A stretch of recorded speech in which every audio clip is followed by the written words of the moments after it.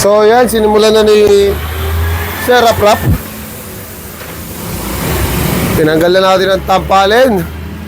So si Mr. Tampalin out. Di ko na nakikita nagko-comment. Tampalin out na naman, sir. So sunod natin yung tenderloin, guys. Sayang yung 3 minutes, no? Di natin nakuha. Practice pa. Pagkakawa kulit ng baboy. So sa mga nagtatanong ng meat cutting natin dyan, guys, inuunti-unti lang natin. Konti lang kasi yung baboy natin, pero at least meron na dadagdag sa kaalaman nyo. Diba?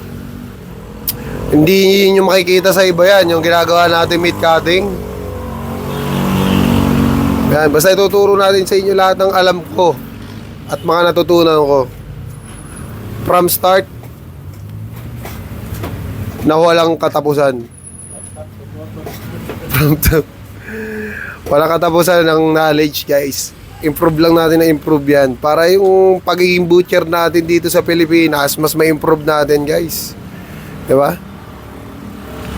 Hindi na ngayon ang butcher hindi na nagtitinda lang ng karne, hindi lang nagkakalas yan. Kasama na rin yan sa mag-motivate ka ng mga kapwa mo para mas lalong sipagin mag-apply abroad. Sa pag-apply, guys, huwag kayong mainip, no? Kasi sa pag-apply talagang sinasamahan niya ng tiyaga, dasal, sipag, no? Baka malaglag. Kasi kung hindi ka matyaga, kung hindi mo sisipagan, wala. Tsaka huwag nyo i-compare yung sarili nyo sa mga paalis na, sa mga nakaalis na, sa mga nauna, kasabay lang kayo nag-apply. Huwag nyo i-compare yung sarili nyo, guys, kasi darating yung time na kayo naman yung susunod. Ano talaga yan, kanya-kanyang swerte, ika nga, di ba? Kanya-kanya tayo swerte. Pag para sa'yo, para sa'yo. Pero pag hindi para sa'yo, huwag mong silipin yung iba. Kailangan mag-focus ka lang sa sarili mo. Kung ayaw mo naman na i-compare yung sarili mo sa iba, lalo na pag may mga kasabay ka nag-apply, mag-apply ka ng sarili mo lang. Mas masarap kasi yung mag-apply ka ng sarili mo lang, just in case na mag-fail ka, sarili mo lang din yung nakakaalam. Diba? At least, wala kang sisisihin, wala kang sisilipin. Ano ba yung pagkukulang mo? Ano ba yung kailangan mo improve? Ano ba yung dapat na mga gawin mo para maipasa mo yung pag-apply mo abroad, di ba? Marami dito sa atin sa Pilipinas, maraming magaling, maraming talagang mabilis, di ba? Pero nandito pa rin sila sa Pinas. Bakit di sila nag-abroad? Sa maraming dahilan. Pero kung basehan natin ay pag-apply, tapos yung skill natin ay okay na, talaga napakabilis na natin, no?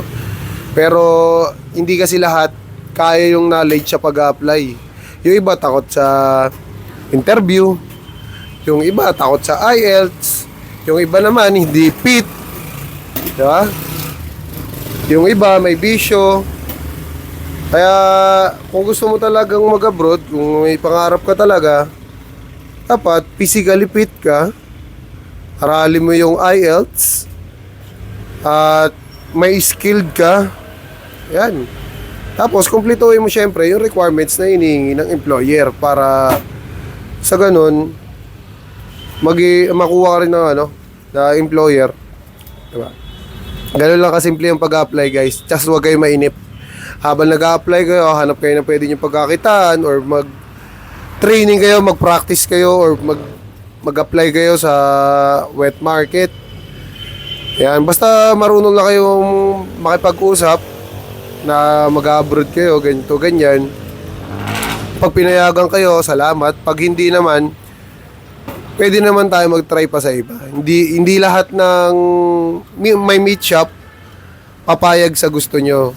Kaya wag kayo madi-disappoint kung hindi kayo papayagan. Siyempre, walang masama kung susubok, walang mawawala sa'yo. Pero pagka tinanggap naman nila yung explanation mo at naintindihan ka nila, meron namang kapalit sa'yo yun, diba?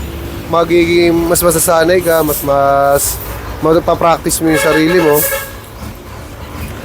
para pagdating mo abroad, talagang konti na lang yung i-adjust mo. Palakasin nyo rin yung grip nyo guys, no? Kasi yung grip nyo talaga yung napaka-importante dyan. Mamamaga at mamamaga yan guys. Yan.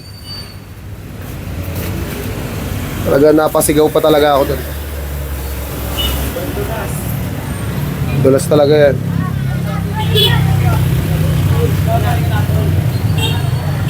So, Jaw,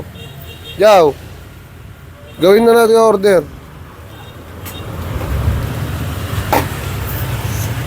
So, yan guys. Binibilisan lang dito ni Sir Rap kasi gagawa pa kami ng order dito ni Ate Agnes. So, yan. Kita nyo naman, no? Kuwang-kuha niya na yung technique and tip na ginagawa natin. Talagang nagre-review talaga to magdamag eh. Kitang-kita ko, kuwang-kuha niya na, oh. Oh, perfect! Nice one. Yan, guys, pag mag-apply kayo sa abroad, pakita nyo sa employer yung 00. Pakita mo kung sino ka. Nahirapan pa ng konti. Ingat lang sa knife. Di yan. Tama lang yan.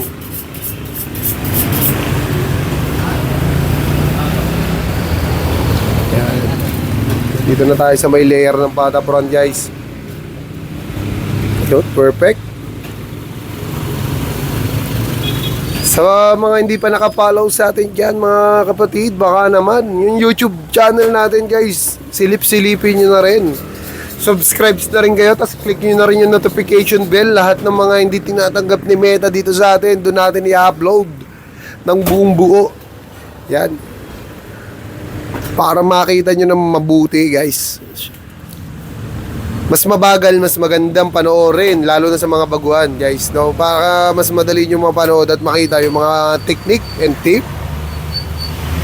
Yan. Sa susunod, magkakaroon tayo sa lahat ng papasyal dito at magkakalas guys. Siyempre, magkakaroon tayo ng konting package. So, sana mag-avail din kayo lahat. No? Sa 100k followers natin, sana mag-avail din kayo lahat. And maraming salamat and peace out.